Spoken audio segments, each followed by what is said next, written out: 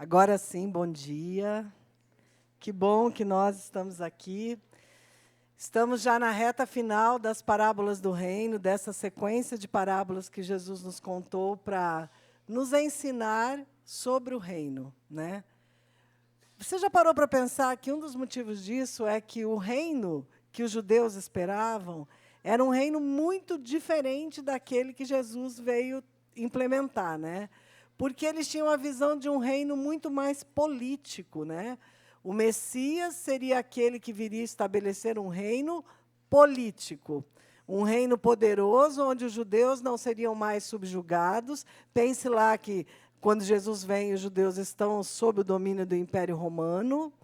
Então, aquilo que eles esperavam era um reino terreno. E, por vezes, aquilo que Jesus pregava e quem ele era e o que ele ensinava parecia um pouco frustrante aos olhos daqueles que não compreendiam o reino. Por isso, nós estamos estudando aí essa sequência de parábolas, onde Jesus usa histórias para nos ensinar sobre o reino, sobre o que efetivamente é o reino de Deus. Tá? Por isso que a gente não pode esperar que o reino de Deus vai se efetivar no país através da política, porque ele não vai. Obviamente, como cristãos, nós precisamos ter sabedoria, saber quais são nossos valores, mas a gente não pode pôr nossa esperança nisso. Nossa esperança não está na política, né? Obviamente que, como cristãos também, a gente tem que rejeitar coisas como aquele slogan do rouba, mas faz. Não. Nós temos que buscar sabedoria em Deus, temos que saber que nós temos que votar em pessoas honestas, temos que buscar pessoas que não são corruptas, e tudo isso faz parte de sermos cristãos. Não é uma ideologia, é de levar a nossa vida civil de acordo com a nossa fé. Mas o reino de Deus não se estabelece por meio de políticas. O reino de Deus se estabelece pela ação do Espírito Santo. Se estabelece, se ele for não. Quando ele é revelado na terra, ele é revelado através da igreja de Cristo. Da igreja de Cristo. Até cristãos que estão na política, e cristãos devem estar na política, porque nós fazemos parte da sociedade, e nós precisamos influenciar a sociedade com valores do reino, precisam tomar redobrado cuidado, porque onde estivermos, nós precisamos ser agentes do reino de Deus. Não agente secreto, né? Agentes mesmo do reino de Deus. Tá bom? Vamos lá, então. Vamos abrir em Mateus 22. Hoje nós temos uma parábola interessantíssima, um pouco mais longa, que nos ensina muitas coisas, muitos aspectos do reino. E aí, durante a aula, você vai ficar se perguntando assim, onde é que eu estou nessa parábola? Quem sou eu nessa história? Quem sou eu? Mateus 22, primeiro versículo, Jesus lhes contou outras parábolas. Disse ele, o reino dos céus pode ser ilustrado com a história de um rei que preparou um grande banquete de casamento para o seu filho. Quando o banquete estava pronto, o rei enviou seus servos para avisar os convidados, mas todos se recusaram a vir. Então ele enviou outros servos para lhes dizer, já preparei o banquete, os bois e os novilhos gordos foram abatidos, e tudo está pronto. Venham para a festa. Mas os convidados não lhes deram atenção e foram embora. Um para a sua fazenda, outro para os seus negócios. Outros ainda agarraram os mensageiros, os insultaram e os mataram. O rei ficou furioso e enviou seu exército para destruir os assassinos e queimar a cidade deles. Disse a seus servos, o banquete de casamento está pronto, e meus convidados não são dignos dessa honra. Agora, saiam pelas esquinas e convidem todos os que vocês encontrarem. Então, os servos trouxeram todos os que encontraram, tanto bons como maus, e o salão do banquete se encheu de convidados. Quando o rei entrou para recebê-los, notou um homem que não estava vestido de forma apropriada para um casamento. E perguntou-lhe: amigo, como é que você se apresenta sem a roupa de casamento? O homem não teve o que responder. Então o rei disse: amarrem-lhe as mãos e os pés e lancem-no para fora, na escuridão, onde haverá choro e ranger de dentes. Ó, o final da minha prova de química. Minha professora botava isso aqui, ó. Onde haverá choro e ranger de dentes. Último versículo. Pois muitos são chamados, mas poucos são escolhidos. Essa parábola é muito interessante, né? Porque ela nos dá muitos aspectos do reino e muitas pessoas que são chamadas, que não são dignas, e pessoas que aceitam o convite, e pessoas que não aceitam o convite, e pessoas que, ainda aceitando o convite, também não se mostram dignas. E fala também sobre a paciência de Deus, mas sobre a justiça de Deus. Então, eu vou te dar uma dica de uma pessoa que você não é nessa parábola, é o rei. O rei você não é. A parábola está destinada a nos ensinar, através dos seus elementos, qual é a relação do reino com o povo. Nós estudamos parábolas que falavam muito do valor do reino, lembram lá? A pérola, o tesouro, de como esse reino se desenvolve, como, por exemplo, a parábola do fermento, né, e outras que nos ensinaram sobre a parábola do grão de mostarda, que o reino age intrinsecamente, que ele vai crescendo, que ele vai amadurecendo e ele vai tomando o nosso ser. Mas também estudamos parábolas mais complexas, como, por exemplo, do semeador. E o semeador já nos dá um pouco desta ideia das diferentes pessoas que recebem a mensagem do reino. Aquelas que rejeitam de pronto, aquelas que, por vezes, não rejeitam, mas também não permitem que a palavra floresça. Então, este rei da nossa história, ele prepara um grande banquete para celebrar o casamento do seu filho. Você imagina você preparar um grande banquete. O casamento talvez seja a festa mais importante da vida das pessoas, né? Quem teve festa de casamento, ou quem vai ter, né? E aí você não tem nem... Hoje em dia tem lista de presença, né? A gente confirma. Nenhuma confirmação de presença. Hoje a gente, quem vai fazer festa, eu não sou uma pessoa muito de festa, mas quem gosta de festas mais elaboradas, já está pagando o buffet, às vezes, há 1 ano, há 2, né? Aquela coisa caríssima. E aí você já pagou, você já está na reta final, seu casamento está chegando e nenhum dos seus convidados confirmou presença. Que frustração, não é? Aí, contemporizando a nossa história, o que você faz hoje em dia? Você pede para promoter, que agora tem promoter também nos casamentos, né? Para ela ligar para os seus convidados para dizer, olha, está chegando o dia do casamento, tal, posso confirmar a sua presença? E todos os seus convidados dizerem, não, eu não vou. Agora, coloca isso num outro patamar. Se esse convite para você partisse, agora não mais a rainha, mas do rei da Inglaterra. Você imagina o rei da Inglaterra te manda um convite dizendo assim, olha, sei lá, alguém aí da família real vai casar e eu estou te convidando. Provavelmente seu coração ia acelerar e dizer, como sou importante, não é? Como sou. Tanto que os casamentos reais, talvez a monarquia que a gente mais acompanha é a da Inglaterra, né? E os casamentos reais são esse grande acontecimento que o mundo todo acompanha, né? Nós estamos falando de um rei que convidou pessoas para o casamento do seu filho. Estamos falando de um convite extremamente especial. Eu fico me perguntando se das poucas pessoas que são convidadas para o casamento real, né, tomando como base a monarquia da Inglaterra, se elas rejeitam o convite, se alguma delas rejeita o convite. Mas estas pessoas aqui, não obstante esse convite fosse extremamente especial, para uma festa grandiosíssima, partindo de um rei, elas rejeitam o convite.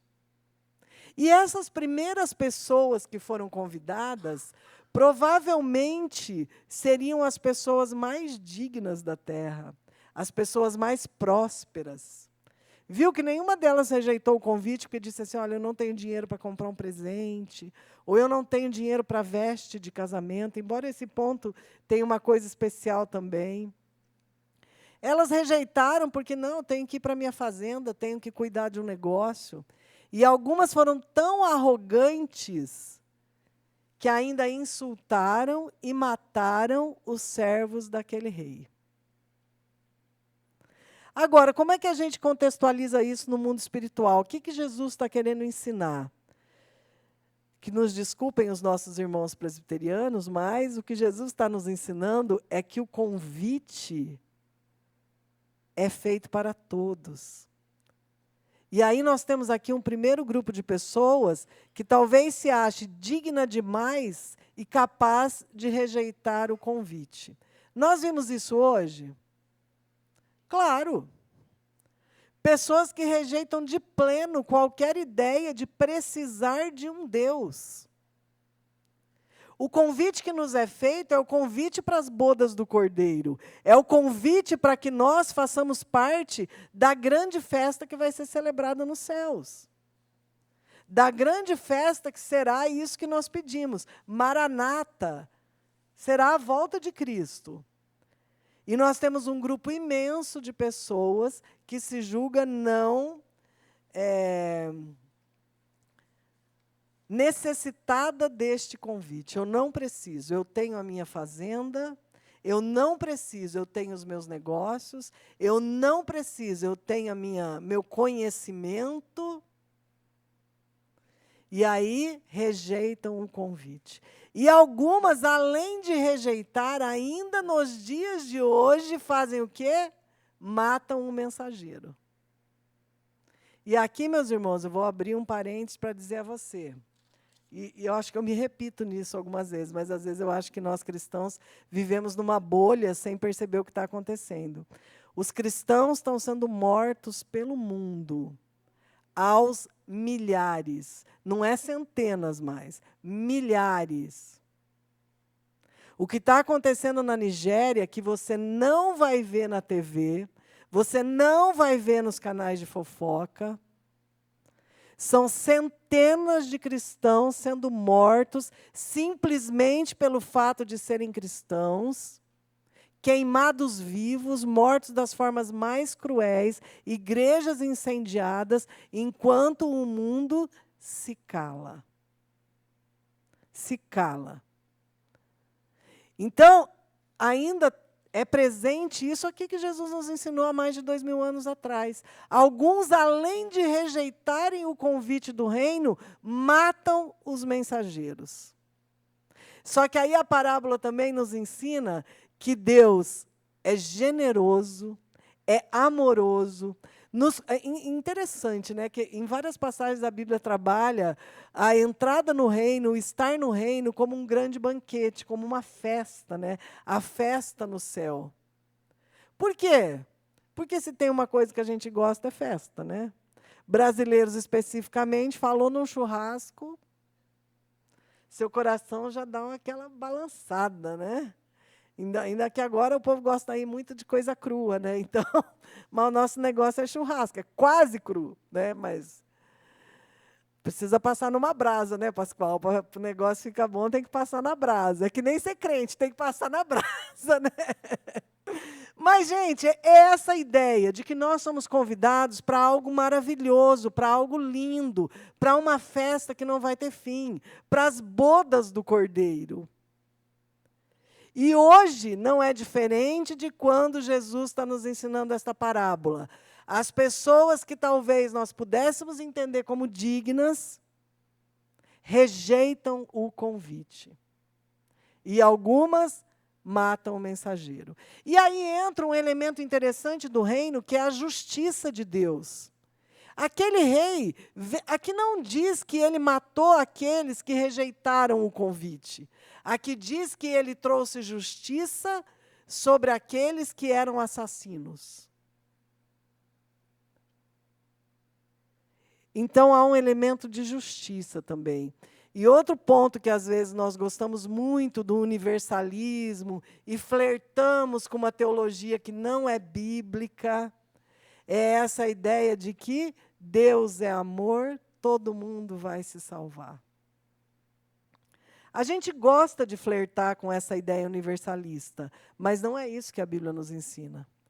A Bíblia diz que Deus nos levará a julgamento, obviamente a nossa justificação é unicamente pela cruz de Cristo, mas que Ele deixou elementos para o homem que apontam para Ele na própria natureza. A natureza clama, a natureza diz, há um Deus, há um Deus, há um Deus. Deixou o Espírito Santo para que isso que às vezes nós chamamos de consciência, na verdade, é o Espírito Santo nos chamando ao arrependimento. É o Espírito Santo nos direcionando. Então, essa ideia universalista que está tudo bem, todo mundo vai ser salvo, não é o que a Bíblia nos ensina.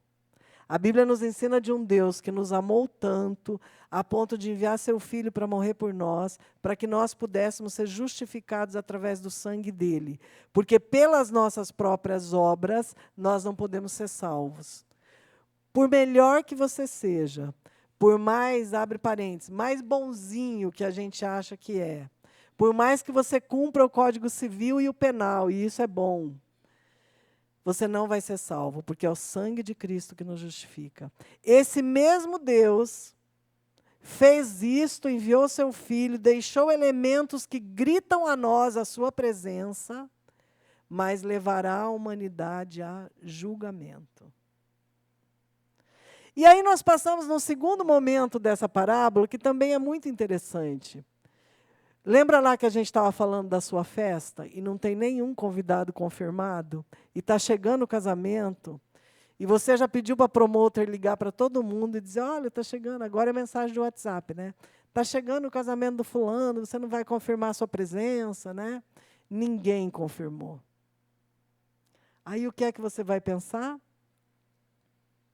Ou se ninguém nem te contar, pensa que o seu pai e a sua mãe que estão aí ajustando essa festa, e principalmente a noiva, né, já não se descabelar mais do que se descabela antes do casamento, eles mesmos dizem, vamos resolver essa parada, gente. Não pode ser um casamento sem convidado nenhum. Vamos convidar outras pessoas. Tá, mas a primeira lista eram as pessoas que você julgava mais dignas de serem convidadas para o seu casamento.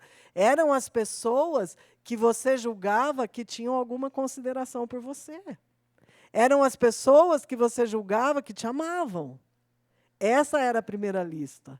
Aí a conclusão que esses pais chegam é: esses convidados não eram dignos do convite que foi feito a eles. Não eram dignos.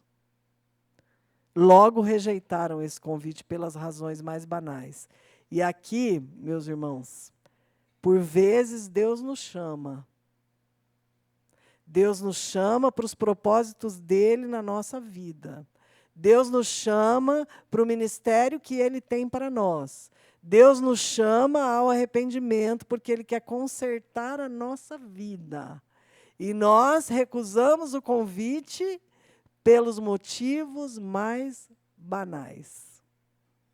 Ou porque, então, a gente começa a deixar uma soberba crescer dentro de nós. Que eu acredito aqui, pela resposta desses convidados, havia um elemento muito grande de soberba. Ah, eu não vou porque eu tenho uma fazenda para cuidar, eu não vou porque eu tenho um negócio para fechar. E aí a nossa soberba nos faz crer o quê? Eu não preciso mais me incomodar com o convite de Deus. Cuidado. Quem somos nós nesse convite aqui da festa de casamento? Quem somos nós? Será que nós somos esses primeiros que inicialmente pareciam até ser dignos e a conclusão para nós não era digno do convite que foi feito? E aqui, vale a gente abrir um parênteses também de por que nós precisamos fortemente... Eu vou só sair um pouquinho aqui do ar, que embora ele está muito, muito bom, ele está virando a minha folhinha aqui. Porque justo hoje, eu não trouxe no celular, E só porque a Carol está aqui, também não tem PowerPoint, tá vendo? Como que é? Mas tá bom, vamos lá. Muitas vezes, nós criamos os nossos filhos dentro da igreja e temos o cuidado de ensinar aos nossos filhos que eles precisam ser bons, que eles precisam ter bom caráter, que eles precisam dizimar, e todas essas coisas são boas, que eles não podem adulterar, que eles não podem ser alcoólatras, que eles não podem usar drogas, e todos esses padrões comportamentais que são importantes, e nós vamos falar sobre isso daqui a pouco. Mas nós falhamos em dizer, há um convite sendo feito para você, e você precisa aceitar este convite. Porque nós temos a impressão de que eles são convidados dignos, porque são nossos filhos, afinal de contas, né? Mas eles precisam demonstrar essa dignidade aceitando o convite do reino, aceitando o convite de Deus. Então, é muito importante que a gente tenha essa percepção de que nós precisamos levar os nossos filhos, as nossas crianças, a entender que elas precisam de uma aceitação pessoal por Cristo. Não serem filhos de crente dentro da igreja. Porque, às vezes, nós vamos falar sobre ele daqui a pouco, os nossos filhos se tornam esse convidado aí que não estava com a roupa nupcial. Por falta de nós direcionarmos esse entendimento de que eles também precisam convidar Jesus a morar no coração. Não basta só vir aqui, não basta só ter um padrão de comportamento que se assemelha aos cristãos. Nossas igrejas estão lotadas de pessoas que têm padrão de comportamento semelhante aos cristãos. Isso é bom? Para a sociedade é muito bom. São pessoas que têm um bom padrão de comportamento. As bases de uma sociedade europeia que funcionou muito bem durante muitos séculos foram os padrões cristãos, que hoje eles renegam. Mas é a base da sociedade. Padrões de comportamento éticos, de respeito ao próximo, tudo isso é muito bom. Mas isso não salva os nossos filhos. E isso não nos salva. Isso é resultado do Espírito Santo que opera em nós. Por isso é importante que, mesmo nas igrejas, a gente ainda tenha esta visão da pregação para a salvação de vidas, pregação para o arrependimento. Por quê? Porque, às vezes, por causa do nosso padrão de comportamento, nós achamos que nós não precisamos mais nos arrepender. Afinal de contas, nós somos legais, somos bons, fazemos tudo certinho, não é? Mas o Senhor nos chama a algo muito diferente de fazer tudo certinho, né? Uma coisa que eu acho que confunde um pouco as pessoas também, embora a parábola não fale sobre isso, nós vamos abordar, é a questão das obras, meus irmãos. Ninguém é salvo pelas obras. No cristianismo, não existe salvação pelas obras. E, por vezes, eu vejo crentes que se confundem muito com relação a isso. Mas, nossa, eu ajudo isso, eu ajudo aquilo. Lembra na parábola do joio? Lembra lá quando Jesus fala do final? Em teu nome, os da esquerda, em teu nome, eu gosto de dar essa frisadinha assim. Em teu nome nós fizemos isso. Não, gente, é bíblico, eu estou brincando, mas a Bíblia fala de fato que estarão à esquerda, né? Essa foi só uma brincadeira. Não fica bravo comigo, por favor. Em teu nome nós fizemos isso. Em teu nome nós expulsamos demônio. E aí talvez essas pessoas também digam, olha, em teu nome eu contribuí com aquela entidade assistencial. Em teu nome eu não deixei uma pessoa no farol sem dar uma moedinha. Eu carregava moeda no meu carro para isso. Em teu nome, isso não salvará. Como é que é a questão das obras? O que a Bíblia nos ensina sobre as obras? Então, eu posso ser cristão e não ter nenhuma boa obra? Não, não é isso. O que a Bíblia nos ensina é o seguinte, Tiago vai falar o quê? Me mostra a tua fé sem obras, e eu te mostrarei a minha fé através das obras. Por quê? Porque a fé nos leva às boas obras. Mas as boas obras sem a fé só nos levam a ser uma boa pessoa. Não nos levam à salvação. Tá? Não critique pessoas que praticam boas obras. Isso é maravilhoso. É bom.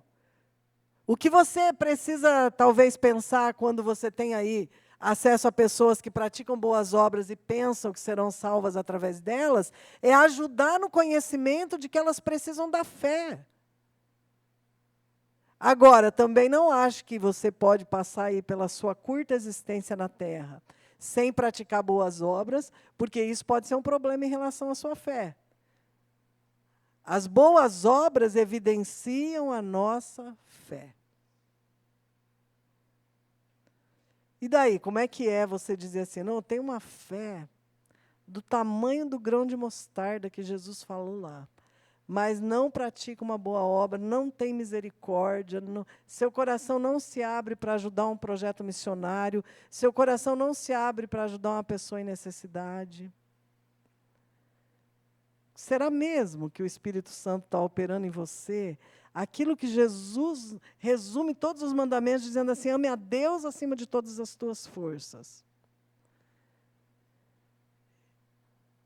E ao teu próximo como a ti mesmo. Como é que você está amando, né?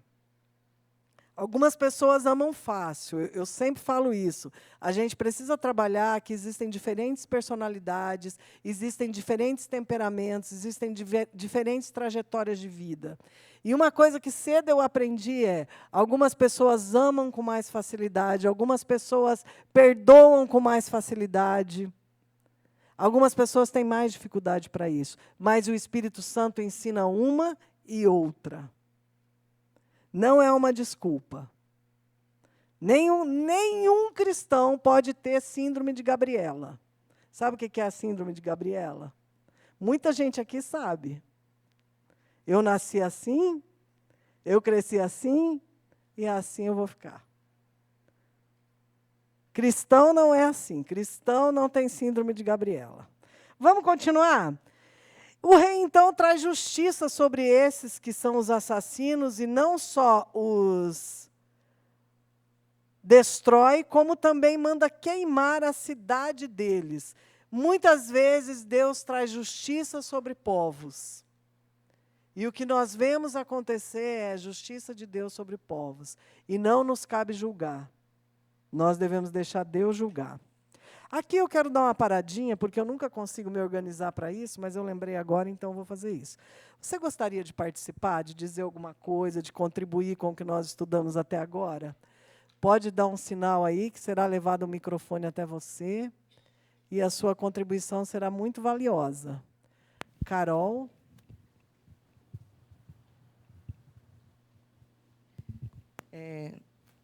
Eu vejo todas essas parábolas e eu vejo que, às vezes, eu fico pensando na história de Jonas, que, às vezes, a gente pensa na história de Jonas como a obediência, né? Ah, Jonas foi obediente. Mas eu vejo, na verdade, Deus misericordioso. E Deus foi misericordioso com a vida de Jonas, né? E aí Jonas foi lá para Nínive. O povo se arrependeu. Acho que foi a pregação mais exitosa, né? Uma das mais exitosas, né? Porque o povo se arrependeu. E Jonas ficou irado, porque aquele povo se arrependeu e porque Deus não foi com justiça, né? E quantas vezes a gente, né, se sente assim, às vezes, né? Então ali pensa assim, nossa, aquele povo está fazendo isso e tal, e a gente. Então eu vejo assim, muitas vezes eu me paro para pensar, principalmente as anteriores, né, que falavam assim da misericórdia de Deus, da gente ter esse olhar de misericórdia para as outras pessoas. E aí Deus vai lá e fala da planta, né? Então, sempre que a gente está estudando essas parábolas do reino, vem essa imagem, né, do Deus misericordioso, do Deus bondoso, né? E que, como a gente, às vezes, tem esse coração assim, né, não do olhar misericordioso de Deus, não do olhar, né, de amor, né, que Ele tem pelos povos, por aquele que tem um coração contrito, que se arrepende, como foi o povo de Nínive, né, que pela mensagem, é um povo que estava muito em pecado, mas que, pela mensagem ali que Jonas falou através de Deus, né, eles se converteram, eles se voltaram para o caminho, né? Então, é isso.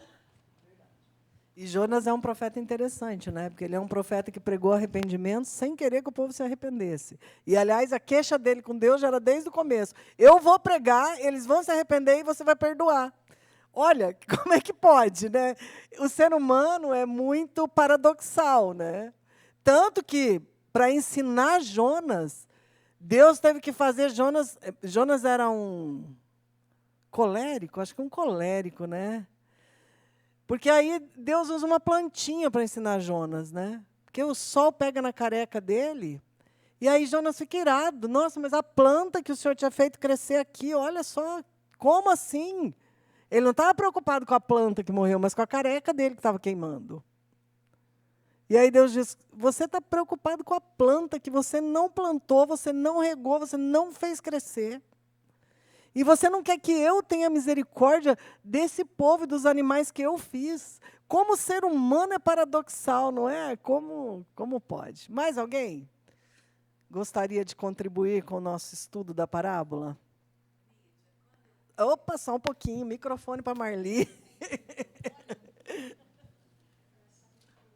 Na gravação, Marli. Tá.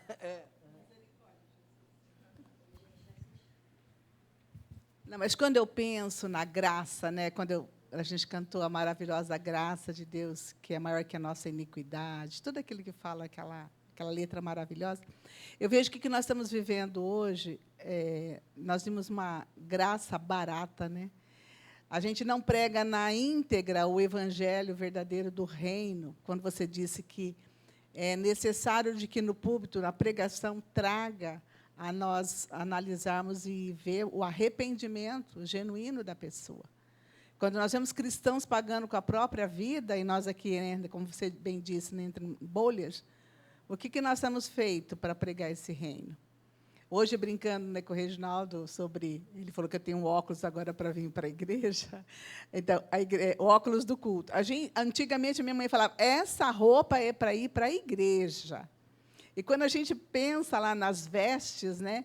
Então, hoje a gente tem a roupa para ir para a igreja, a roupa para ir para o bar, a roupa para ir para a discoteca. Então, misericórdia, Jesus, de nós, que nós saibamos viver essa graça que tem um custo, né? Que é o verdadeiro evangelho, né? É isso. Isso aí, uma das coisas que a gente passa gerações em gerações é que, quando há mudança de comportamento, geralmente, qual é a nossa tendência humana? Eu vou abandonar este comportamento que eu acho que ele estava errado, mas eu jogo fora o que era bom e o que era ruim desse comportamento, né? Os nossos pais vieram de gerações que nos ensinaram muitas questões de vestes adequadas, né? Como você usou o exemplo, a roupa de ir para a igreja, um comportamento que se tinha, né? E talvez eles falharam algumas vezes em exigir de nós comportamentos sem nos ensinar a base desse comportamento, né? Sem nos ensinar que a fé vinha antes, sem nos ensinar que o coração arrependido, o coração contrito. Só que aí, quando nós entendemos isso e falamos, nossos pais nos ensinaram do jeito errado, porque eles estavam mais preocupados se a gente não usava minissaia do que se o nosso coração realmente era arrependido.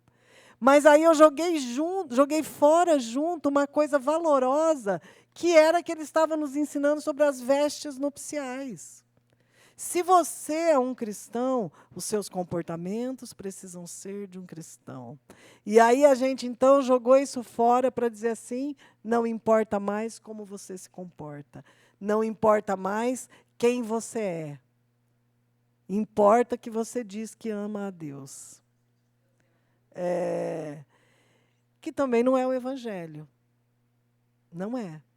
Evangelho não é usos e costumes. E a igreja, evangélica, principalmente, errou muito quanto a isso, né? Em nos aprisionar um pouco em usos e costumes. Só que os costumes expressam a nossa fé, os usos expressam a nossa fé, com uma dose de inteligência, de entendimento, de direção do Espírito Santo, mas eles servem para expressar a nossa fé. Eu, particularmente, Nídia, você não precisa... isso é uma opinião pessoal, né?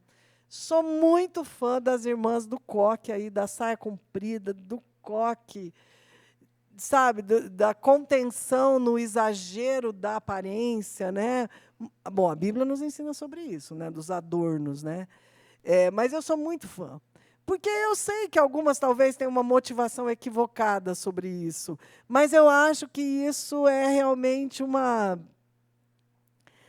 expressão bonita de fé, de dizer assim, olha, eu não quero saber se o que se exige hoje das mulheres é que elas se vistam assim, que andem super adornadas e não sei o quê. A minha fé eu expresso assim, quem olha para mim já sabe logo que eu sou a irmã do coque, né? Eu acho muito legal. Não vai dar para mim, porque coque não vai ser muito minha praia, mas saia menos ainda. Mas eu acho legal, eu acho que é um jeito bonito de expressar a fé. Então, a gente não pode jogar fora aquilo que é bom, meus irmãos. A gente tem que encontrar a sabedoria que há em fazer a dosagem correta das coisas, né? Tá bom? Ô, Nídia. Pode falar, Roger. João 1,11 diz, né, que ele veio para os que eram seus e os seus não o receberam. Mas a todos quanto receberam, né, deu-lhes o privilégio de serem feitos filhos de Deus. Nesse sentido também, de que nós temos esse privilégio de receber Jesus, é um privilégio na nossa vida. As pessoas não entendem esse privilégio. A mulher estrangeira, quando falou lá em Mateus 15, né, para Jesus que para ser abençoada, ele falou, mas eu vou tirar dos filhos e dar para quem não é filho. Ela falou, mas as migalhas que caem no chão, os cachorrinhos podem comer, não é verdade? Então, nesse sentido, a diferença de um para outro, né? Aquele que tem um desejo de receber de verdade aquilo que Deus tem para nós, e aquele que está rejeitando. Ai daquele que rejeita, não é verdade? Rogério deu a deixa para eu explicar, então, outro ponto desta parábola. Bom, não tem convidados. Quem vai encher esse salão? O rei manda, então, aos seus servos, olha, vocês vão aí pelas ruas e convidem as pessoas. Pelas esquinas, convidem as pessoas, esse salão precisa ser cheio. E eles saem convidando. Jesus está contando esta parábola no domingo anterior à semana da Páscoa. Então, quer dizer, na quinta-feira à noite ele já será preso, tá? Muito próximo. E ele está falando do quê? Um dos aspectos do reino que ele está ensinando aqui para aquele povo, ele já vinha de vários embates com os líderes judaicos. A perseguição no topo, eles já estavam ali engatados já no meio de conseguir prender Jesus. Está falando do quê? Algum de vocês aqui é judeu? Eu não sou, infelizmente. Mas também, se eu fosse, isso não é nenhuma garantia de salvação. Talvez a gente só fosse assim, um pouco mais inteligente, assim, né? Por isso que nós estamos aqui, salvos pelo sangue do Cordeiro, porque os judeus rejeitaram Jesus. Logo, a salvação foi estendida a todos os povos. E Deus já sabia que isso aconteceria. Nós somos os gentios, que a Bíblia chama.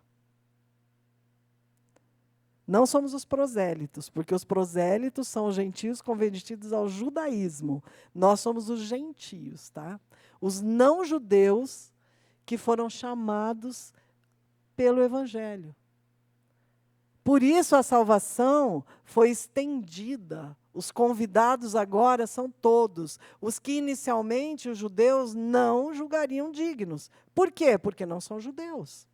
E a Bíblia nos fala que Deus escolheu um povo. E esse povo foi o povo judeu. Ah, mas por quê?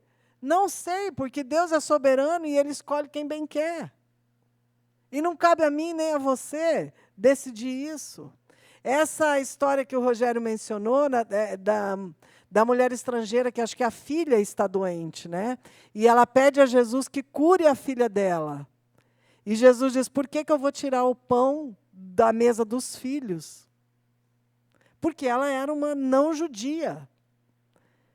Porque Jesus era mau e praticou um ato ali de racismo contra ela? Não, mas porque Jesus estava nos ensinando. Os relatos são para o nosso ensino. E olha a fé desta mulher, e penso que pelo que ela já sabia e já tinha visto que Jesus vinha fazendo. Ela diz o quê? Até os cachorrinhos comem da migalha que cai da mesa dos seus senhores. E Jesus diz, olha essa fé, sua filha está curada.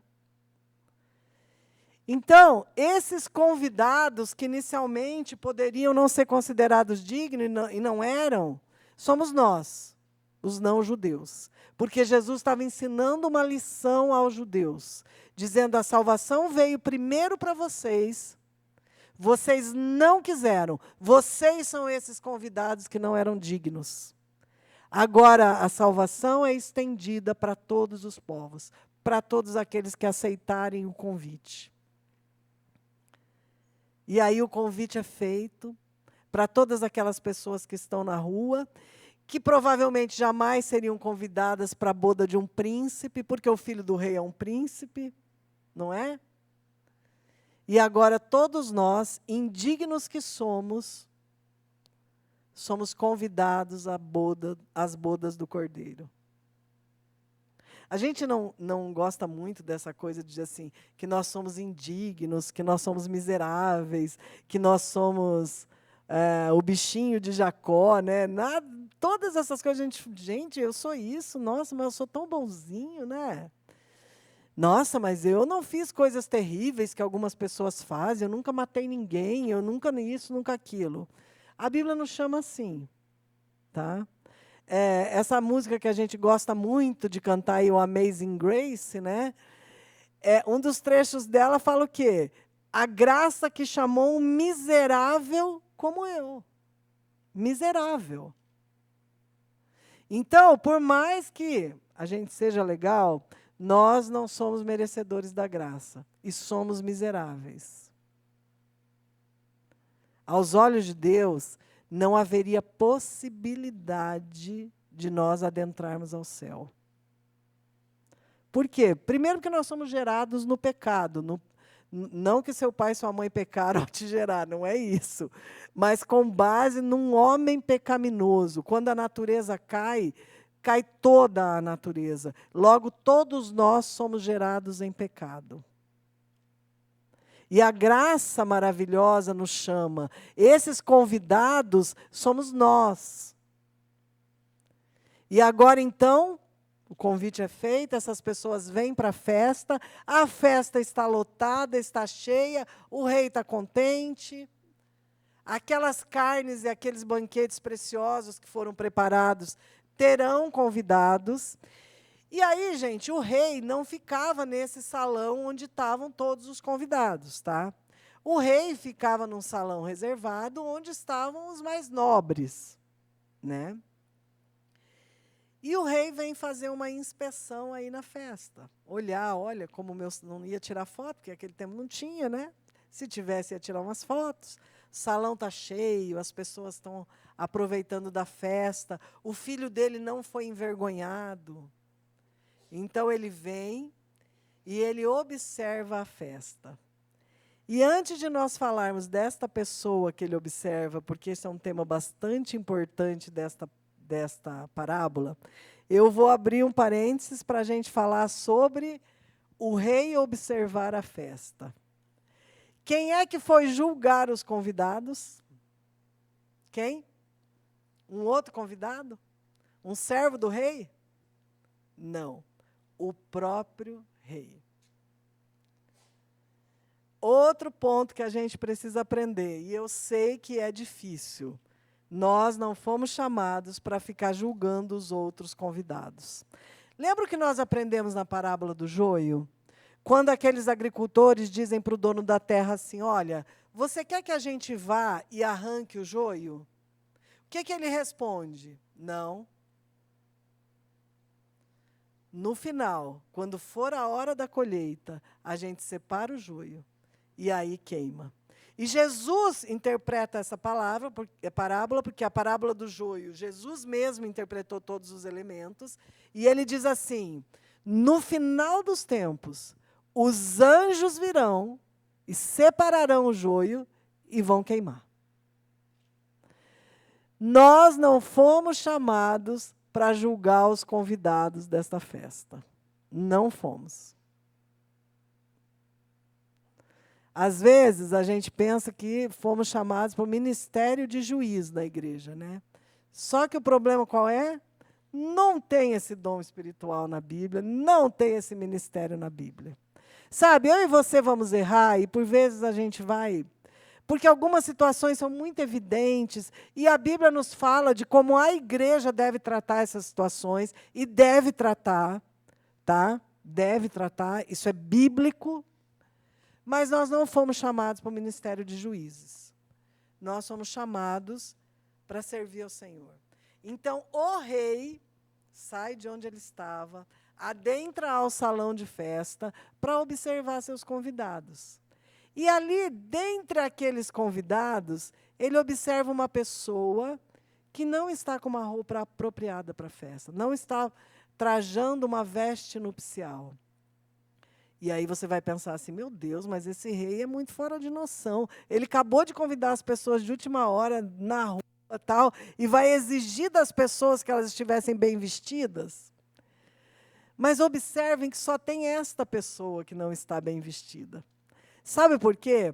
Porque era um costume naquela época que quando uma grande autoridade, um rei, uma pessoa muito rica, convidava para uma festa, ela disponibilizava as vestes para aqueles que não tivessem. Assim como todos os outros, a esta pessoa foi disponibilizada uma veste nupcial, para que ele pudesse estar bem vestido.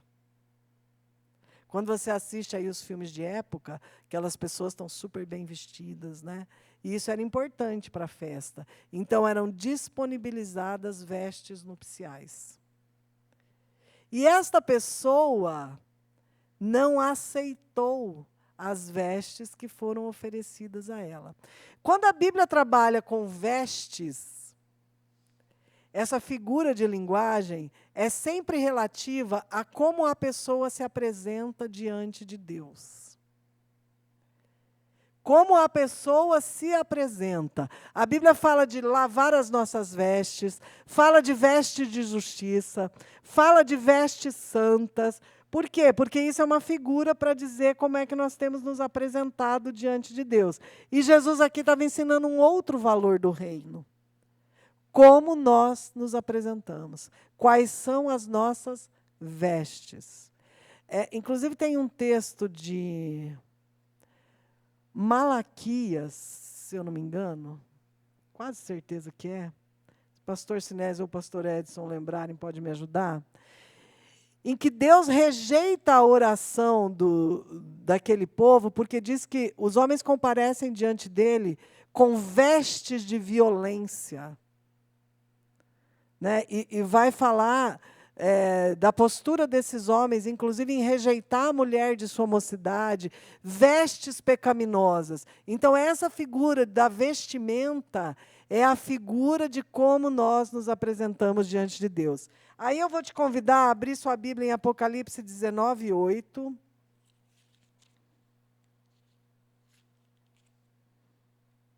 Antes eu vou ler com você aqui Mateus 7, 22 e 23.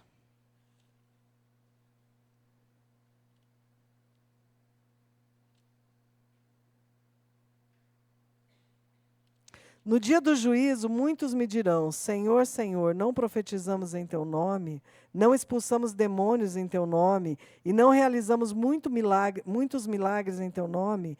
Eu, porém, responderei, nunca os conheci. Afastem-se de mim, vocês que desobedecem à lei. Qual é a lei? Aquela que está no Código Civil? Não. A lei de Deus, os mandamentos de Deus, aquilo que Jesus nos ensinou a como cumprir pela ação do Espírito. Agora vamos lá para Apocalipse. Apocalipse 19, versículo 8. Ela recebeu um vestido do linho mais fino, puro e branco, porque o linho fino representa os atos justos do povo santo. Quem recebeu essas vestes? A noiva. Quem é a noiva? A igreja. A igreja. As vestes com que nós nos apresentamos diante de Deus são as vestes de santidade, porque a Bíblia nos convida a sermos santos. Veja que este homem pode ter rejeitado essas vestes, provavelmente, primeiro, ou por entender que ele já era digno o suficiente, que as vestes dele já eram boas o suficiente, ou por entender que o rei não merecia que ele se subjugasse a uma imposição. Parece alguma coisa que você andou ouvindo por aí ultimamente? Imposição, eu não tenho que me subjugar a isso. Paulo nos traz fortemente, meus irmãos, instruções sobre qual é a conduta do cristão. Não só Paulo, eu estou falando de Paulo, porque Paulo trabalha fortemente essa ideia nas suas cartas. E Jesus também nos ensinou isso claramente. Vamos trabalhar só com um texto muito fácil e conhecido, quando ele pega e ele troca rápidas palavras com aquela mulher adúltera. Ele diz para ela o quê? Olha, ninguém te condenou, também não te condeno, mas agora você vai e não peca mais. Mudança de veste, mudança de comportamento. Paulo vai nos dizer que antes nós éramos trevas. Mas agora nós somos luz no Senhor. Então nós devemos viver como filhos da luz. Paulo vai nos orientar que aquele que roubava não roube mais, aquele que mentia não minta mais, aquele que adulterava não adultere mais. A Bíblia vai nos trazer lições sobre como deve ser o nosso comportamento dentro de um casamento. Como que deve ser o nosso comportamento como filhos, como pais. Como que deve ser o nosso comportamento nos negócios? Para aquela época, falava até de como deveria ser o comportamento do senhor de escravo e do escravo convertidos. Por quê? Porque quando nós entramos no reino, as nossas vestes são mudadas. Não é possível que você esteja no reino com as vestes, que a Bíblia vai chamar de vestes do quê? De imundícia. Vestes de imundícia. Você imaginou lá a sua festa de casamento? Vamos voltar para essa figura alegórica que nós estamos usando agora. Quando você convidou os seus convidados, se você já é casado, você esperava que eles se vestissem adequadamente. Claro, você não queria que ninguém se vestisse aí absurdamente bem e com roupas de grife. Não, mas adequadamente, em respeito ao local onde eles estariam. Aliás, o código de vestimenta é uma coisa que a gente está precisando retomar, e que as pessoas também perderam isso aí, né? Por quê? Porque provavelmente a pessoa que tem consideração por você, que te respeita, quando ela começou a se preparar para ir para o seu casamento, ela pensou, poxa, eu não vou de regata e shorts, eu não vou com a camisa do meu time para o casamento do meu amigo. Eu vou botar uma camisa social, ou a mulher, eu vou botar uma roupa social. Não vou com uma... Aliás, isso aí, fica a dica. Aqui não, né? Eu sei que vocês não fazem isso, mas para as amigas aí que vocês podem aconselhar. Código de vestimenta de casamento não é código de vestimenta de balada. É um desrespeito com a noiva fazer isso. Assim como é um desrespeito com o noivo se o convidado vai de regata e shorts no casamento. O que é que se espera? Vestimenta apropriada. No reino dos céus, no banquete do reino, é a mesma coisa. O problema aqui unicamente é, essas vestes nos são dadas pelo Cordeiro. E nós precisamos, primeiro, sermos humildes o suficiente para entender que nós precisamos que as nossas vestes de imundícia sejam trocadas por vestes de justiça e santidade. Segundo, aceitar as vestes que nos são dadas. E no plano espiritual, aceitar essas vestes significa mudança. E aí que a coisa pega, porque nós não gostamos de sair da nossa zona de conforto. E quando Deus começa a trabalhar em nós, a Bíblia usa a figura muito especial de um oleiro que dá forma ao barro. E que se esse vaso ali, enquanto ele está trabalhando, está mal feito, se quebra, ele refaz. Refaz. Quando nós somos convidados para o reino, as nossas vestes serão trocadas. E isso significa o quê? Refazer a nossa vida, os nossos comportamentos. Às vezes são coisas grandes, às vezes são coisas pequenas. Às vezes são coisas que o Espírito Santo, numa leitura da palavra, numa pregação, coloca aquilo ali na sua mente e você não esquece mais. Eu me lembro que, não que eu seja perfeita, não que por vezes eu não tenha errado nisso, mas a minha mãe sempre gritava muito. Isso era uma coisa que eu... Aí, quando você vai para o casamento, você pensa assim, eu não repetirei nenhum dos erros que eu vi meus pais cometerem, porque eu sou um ser de novas vestes. E aí você descobre que a sua escola foi exatamente aquela. Mas eu me lembro que um dia eu estava lendo um texto bíblico, que eu não vou lembrar a referência, mas esse texto dizia que o espírito de gritaria não provém de Deus. E se não provém de Deus, você sabe de onde provém, não é? E isso talvez, não, isso com certeza, me ensinou mais do que eu 1000 vezes dizendo para mim mesma, Nídia, você não vai repetir o comportamento da sua mãe, você não vai repetir o comportamento... Não, porque eu entendi uma verdade espiritual. Nós precisamos entender verdades espirituais, meus irmãos. E então as nossas vestes serão trocadas. Nenhum de nós foi chamado com vestes nupciais. Nós recebemos essas vestes quando entramos no reino.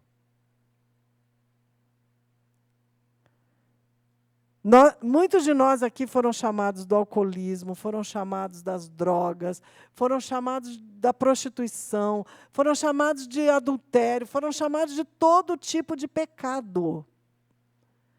Mas para receberem uma mesma veste, essa veste que Apocalipse fala, que a igreja do Senhor receberá, a noiva receberá, de linho puro, branco, só através do Cordeiro. Essas vestes precisam ser lavadas no sangue do Cordeiro, não pelas nossas obras.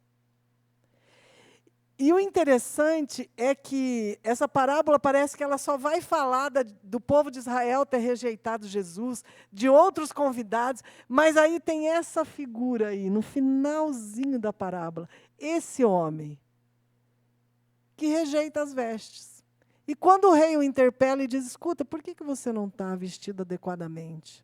Ele tem resposta? Não. Talvez ele pudesse até pensar em alguma resposta, mas nenhuma resposta era aceitável, porque a veste foi oferecida a ele gratuitamente.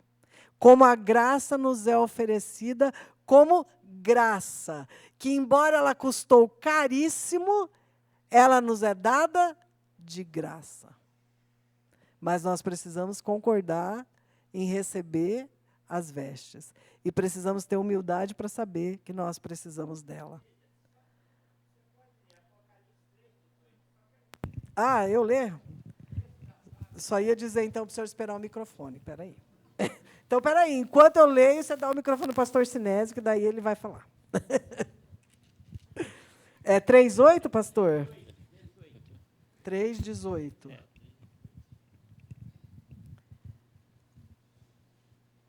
Eu o aconselho a comprar de mim ouro purificado pelo fogo, e então será rico. Compre também roupas brancas para que não se envergonhe de sua nudez, e colírio para aplicar nos olhos, a fim de enxergar. Essa é a carta à Laodiceia. Fale-nos, pastor Sinésio. Ó, gente, está escrito o texto, né? Eles eram uma igreja, consideravam muito rica, eram ricos. Eles se orgulhavam disso pelo ouro, pelas roupas e pela fábrica de colírio que existia. Aí Jesus desmancha toda aquela ideia que eles tinham como igreja desse mesmo e fala, olha, vocês são pobres, cegos e nus. Então, venha até mim e compre essas coisas, né? Adquire de mim. Aí isso ficou na minha mente por muitos dias e meses. Eu falei, eu tenho um jeito legal, eu vou até Jesus, vou pedir isso a ele para mim, entende? Porque se está falando para ir, está falando para mim. E aí eu comecei a entender que a santidade, entende demais, é claro, vem quando a gente vai até Jesus e pede se revestir dele, esse verdadeiro ouro, sabe? Enfim, é isso, Nítido. Excelente, pastor, muito obrigada. Versículo perfeito. E é isso, meus irmãos. E aí o resultado... pastor Edson, amor, que é o microfone. E aí o resultado deste homem que rejeita as vestes que lhe foram gratuitamente oferecidas é que o rei diz o quê? Amarra pela mão, pelo pé e lança fora, onde haverá choro e ranger de dentes. Porque muitos são os chamados, mas poucos são os escolhidos. Qual de nós, em qual personagem nós estamos nessa parábola? Fala, pastor Edson. Ô, Nídia, essa parábola, ela está organizada, ela vai sendo contada, vai estar sendo ensinado tudo o que aconteceu para a intenção de Jesus. Que no finalzinho, duas coisas importantes a parábola quis ensinar e que nós precisamos abrir bem os olhos para isso. A primeira coisa, que é necessário uma mudança de vida. Quando ele olhou o homem e desagradou dos vestimentos, ele já estava entendendo que ele precisava de uma mudança de vida. A mudança não era no estilo da roupa, mas de vida pessoal, principalmente em relação ao pecado. Que a pessoa, que todos nós precisamos lembrar, examinar, pensar sobre os nossos atos, o nosso estilo de vida, como é que nós vivemos.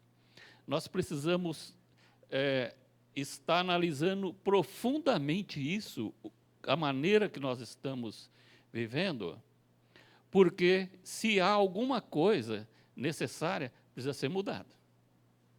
Tem que ser mudado. Essa é o número 1. O número 2, se não ocorrer isso, há julgamento. Há o julgamento. E o julgamento não é um julgamento fácil. É um julgamento severo. Então, eu vejo nesta parábola a forma dela ser organizada e o objetivo que ela deveria chegar. É isso que Jesus queria ensinar. Muito bem, então uma coisa é certa, você foi convidado para essa festa, as vestes nupciais lhes foram disponibilizadas. Então, e aí? Será que nós aceitamos essas vestes e estamos deixando Jesus trabalhar em nós e para que nós recebamos essa veste purificada e todos os dias entendendo que nós precisamos nos achegar a Deus e pedir a Ele, muda a minha vida, limpa as minhas vestes, renova as minhas vestes, troca as minhas vestes? Ou será que nós somos só aquele convidado que achou que tudo bem, eu já estou bom o suficiente, a minha roupa está boa o suficiente, né? Então, meu irmão, deixa Deus agir na sua vida, porque já não importa mais se nós somos judeus e gentios, porque o Espírito Santo está aí para habitar em nós desde que nós recebemos aceitemos o convite da graça. Eu quero convidar o pastor Felipe, enquanto o pastor Felipe vem aqui para encerrar. Terça-feira nós vamos ter nossa última célula de casais, tá? Mesmo que você é um casal que não participa usualmente da célula, você está convidado a vir participar conosco. Vai ser um churrasco de encerramento na casa do Jair e da Joana. É véspera de feriado, vai ter piscina disponível. Tudo que você precisa fazer é, se quiser usar a piscina, levar roupa adequada, claro, e levar uma carne e uma bebida para o churrasco, tá bom? É muito bom esse tempo de comunhão, a gente trabalha junto, se fortalece junto, família forte, igreja forte, Deus atuando nos nossos filhos.